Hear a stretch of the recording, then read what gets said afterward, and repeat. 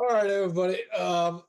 Doing a quick reaction here, hopefully about 10 minutes or so. Penn State loses to Oregon 45-37 in the Big Ten championship game.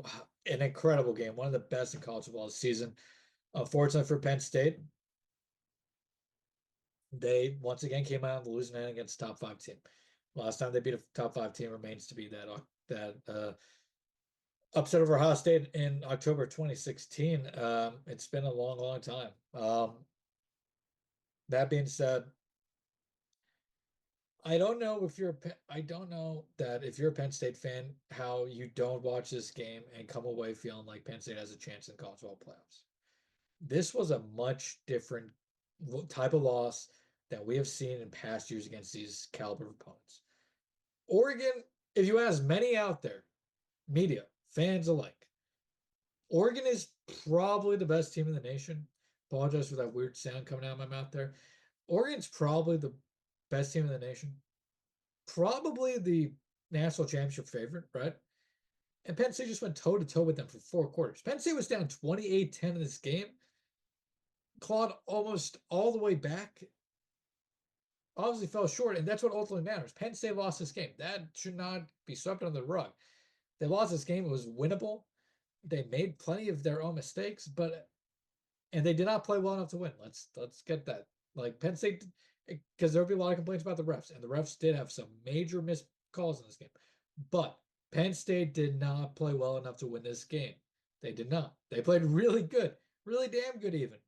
But it takes it takes both sides of the ball to play good games. Penn State only got an elite performance in their offense today. The defense with their worst performance of the season by far. No answers for Dillon Gabriel and Tez Johnson. Literally, if they stop Tez Johnson, they win this game. That was the game. Tez Johnson, 11 for 181 and one touchdown this game. Tez Johnson was the second coming of Jerry Rice out there tonight. Unstoppable, unstoppable. Terrific performance by Tez Johnson. Um, Let me turn off the TV behind me as we got some police news going on. But yeah, Tess Johnson insane tonight. Dylan Gabriel really damn good. 22 for 32, 283, four touchdowns. Oregon's rushing attack was kept to 4.3 yards per carry, had 183 yards in the game as a whole. Um, Oregon 466 total yards in this game, including 183 rushing yards, 283 passing yards. No turnovers for Oregon. They had a fumble late, but recovered it. That felt like the moment for Penn State that it was going to that really determined the game. But yeah, so the defense performance today really lousy. No answers for the passing attack. Tom Allen got outmatched, outcoached this game. There's no doubt about that. I know a lot of State fans are upset with Tom Allen, rightfully so, and saying to leave in Indianapolis. I think that is a little bit of overreaction. I get it though. It's 100% understandable to feel that way. But at the end of the day, this Penn State team, it showed to me tonight personally that they can hang with anybody, and that they're going to have a chance in the college football playoffs to make a decent run. Seed, of course, matters. If they get the 7 or 8 seed and they win that first round game at Beaver Stadium, assuming they get the 7 seed, and they get that first round game in Beaver Stadium, they're going to get Oregon in the Rose Bowl, and that's going to be tough. And I don't know if they win a rematch. It's hard to, obviously beat the same team twice in one season, but we just saw Georgia do it today. So I mean, it's it's definitely a game where I look at the offensive performance against what was an elite Oregon defense all season, and they did really good. They did an amazing job. Drew Aller did have two interceptions. One that was basically a pick six, was returned to the Penn State 1 yard line. One play later, it's a touchdown. So obviously that you got to clean that up. He had a touchdown on their final drive on a play where I don't agree with going deep on it, but it is what it is. It was double coverage. Um, I mean, uh, there was multiple plays in this game that Penn State's going to want back. People are going to complain about the refereeing, like I said. There's a game. There's a touchdown. I'm trying to remember, it was second or third quarter. I think it was third quarter. Oregon scored a 48-yard touchdown pass. The only problem was there was at least one, maybe two Oregon offensive linemen about 5 yards downfield. Those cannot be missed. And Terrence Ferguson in the fourth quarter had a obvious push off, should have been OPI. Once again, missed. There was multiple penalties after penalties in this game that got missed by the ref crew and completely changed drives. There's multiple holding calls. Abdul Carr and Denai Sutton were getting held all night long, and there was no calls. This was the same referee crew that, by the way, upped, umpired the refereed the Ohio State Penn State game earlier this year, and we know how that one went. So kind of checks out on that point. But at the end of the day, Penn State cannot put the game in the referee's hands, and while the referees definitely cost Penn State at least 7 in this game because of that um, illegal man downfield that went uncalled. Penn State at the end of the day did not play well enough to win defensively, and I think people should be can have a right to be concerned about the defense going forward. I think Oregon kind of exploited some things that other people are going to be able to look at on tape and potentially use against Penn State in the playoffs. But at the same time, I'm not sure anybody else really has the athletes to take advantage of Penn State's defense like the Ducks did tonight. Maybe Ohio State, but we saw Penn State already contain Ohio State well. You could point to maybe a Georgia or a Texas, but I think Penn State could hang with those teams very well. I'm not blown away by Georgia's offense. Texas offense obviously can't be dangerous, but the best quarterback in the playoff field, college wise, is Dylan Gabriel, and we saw that tonight. Though I don't think he had to make any amazing throws. But Dylan Gabriel is the best quarterback in the field. Um, Georgia's quarterback situation's iffy right now because Carson Beck got injured in the SEC championship game. Quinn Ewers was kind of bad today against Georgia and has been shaky throughout his career. So I think those teams are beatable. Ohio State, we know, is beatable. Cannot Penn State beat them? So far over the last 8 years, no, but perhaps that changes. I mean, you got to play the game to ultimately know. And, Penn State may not beat any of those teams. Penn State may lose again. We know the record.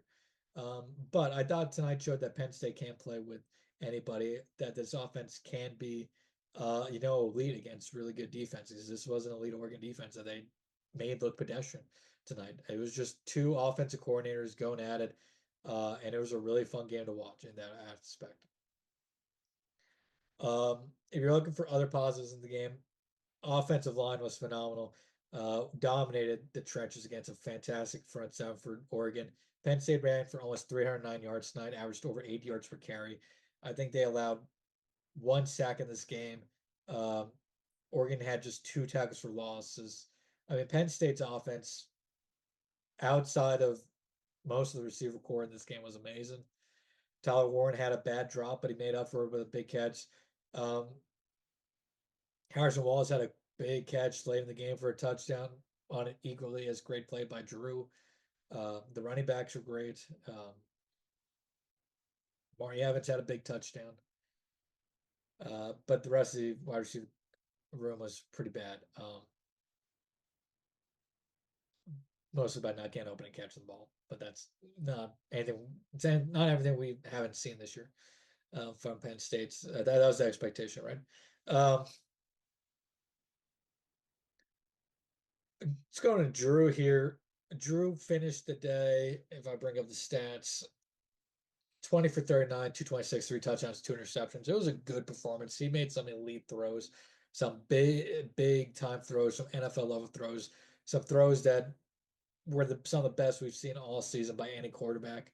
That being said, any quarterback in Penn State games, not any quarterback national, but in Penn State games. He made some big throws, but he also missed a lot of, not a lot, but a handful of throws that he's going to want back. He had I believe I already mentioned it, the interception in the first half that was returned to the 1 yard line, deep Penn State territory, when they're already deep in Penn State territory, which proved, in an 8-point loss, that proves to be big. And then he also had an interception on the last drive, which didn't love the play call, but it was It was obvious Harrison Wallace was the guy all along that they were going to there, and it was just a better play by the defender there. And Penn State fans can argue for DPI there. They're never going to call that in that moment. I thought it was a fine no call. Out of all the no calls, it was by far the most, okay to not call. Um, but I think Penn State proved today that they go toe to toe with a lot everybody in the field, and um, obviously they you gotta find a way to win those games. They did not tonight, and that's gonna be the big story. The James Franklin can win big games. The Penn State can win big games narrative is gonna continue. But I think at the same time, if you're a Penn State fan, I don't know if the national media is gonna give them the credit. But I think they showed today that they are a legitimate top 5, 6 team in this country, and that they have a chance to make a run. Um, Obviously, they would have to do something they haven't done in a long time, and that's be a top 5 team, not just once, but probably twice, if not 3 times, to win a national championship. But only time will tell how that goes. I look just trying to think of other things to really mention here quickly. Abdul Carter was fantastic tonight for in my opinion. Kobe King, I thought was doing really good, especially against the run. It was a tough night for the corners, obviously, especially Zion Tracy, Davian Collins, Cam Miller had rough nights, especially. Ryan Barker missed a field goal, which he's going to want back, but it was not the reason they lost by any means. Obviously, the entire defense has things to clean up. The defensive line, I thought, played a really decent game, all things considered. It's slowing down the Oregon rushing attack, but also, again, pressure on Dillon Gabriel. They were able to get pressure on Gabriel. They were getting held quite a bit, but Dillon Gabriel was also getting the ball out quickly, which you got to give credit to Oregon's offense and Dillon Gabriel to doing that. Where Penn State goes from here, we'll see on Sunday when the college football playoff picture is released. They are they were the number 5 seed coming into today. I imagine they will probably fall to at least 6, maybe 7. I can't see any further than that. Will Notre Dame jump them? That's the big question. Penn State has stayed above Notre Dame this entire season, and I'm not sure, even with a second loss, that Penn State deserves to drop below Notre Dame after this one. But nonetheless, we'll have to wait till Sunday to figure out how that's going to go and who Penn State will host at Beaver Stadium later this month in a college football playoff matchup. That should be rocket time at Beaver Stadium. Um, as I tweeted on Twitter just a few minutes ago, Penn State fans, as to wrap this up, Penn State fans can look at this loss as one of two ways. One, Penn State can't still win the big games. There's no hope in the playoff. Two, Penn State went toe to toe with perhaps the national championship favorite, and if the offense shows up like they did today, they can beat anybody. I think that's two ways to look at it. I think there's going to be a lot of people looking at number one because there's a lot of people out there who just anytime James Franklin loses these types of games, they're going to say, blame Franklin. They're going to blame the coaching staff, and I get it because of the record. But um, despite the loss, this is a game that I think I feel better about Penn State's chances in the playoffs than I did going into it. If Penn State's offensive line is going to perform like it did tonight, if Penn State's running backs are going to perform like they did tonight, they will be able to beat anybody in the college football playoffs. I honestly believe that. Now, that's assuming the defense performance tonight is a one-off and not something that's going to be consistent going forward. If it's something that, if the defense comes out like this in the playoffs, then all bets are off. But I'm willing to bet that Penn State's defense bounces back after this one in the first round matchup um, and gets back to closer to where they were coming in this game than where they were in this game against the Ducks. But all in all, I thought it was just a fantastic college football game. It was one of the best games of the season. Um, but I'm interested to hear your guys' thoughts. So hit me up on @rivals.cc on Twitter. Um, Comment on this video on YouTube. Hit us up on the Penn State Rivals message boards. Let us know how you feel about this game. But for me personally, I think Penn State showed that they are a team to be working with in the college football playoffs despite the loss. By the end, it still came out on the losing side. We're going to break down this game much further in the next week or so. But end of the day, it's a loss. They missed a chance at a Big Ten championship, missed a chance at a #1 overall seat in the college football playoffs. But I personally think they showed tonight that they were one of the best teams in the country, and it should be a potentially exciting December, maybe even January for Penn State fans. But until next time, everybody, my name is Dylan Count. You can find me on Twitter at Rivals Dylan CC. You can also find me over at pennstate.rivals.com. We will be breaking down this game over the next couple days. Plus, the transfer portal season is upon us on Monday. Big time for Penn State. They're going to be hunting for a #1 wide receiver in the portal. They're going to be hunting for a couple other positions as well. So something to watch closely there.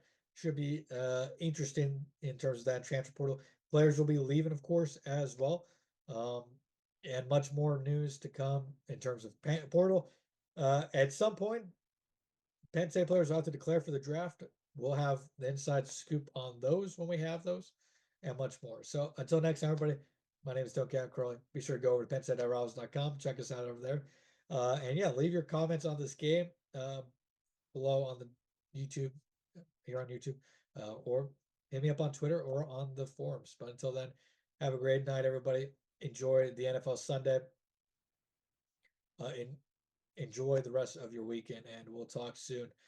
Once again, Penn State loses the Big Ten championship game to Oregon 45-37.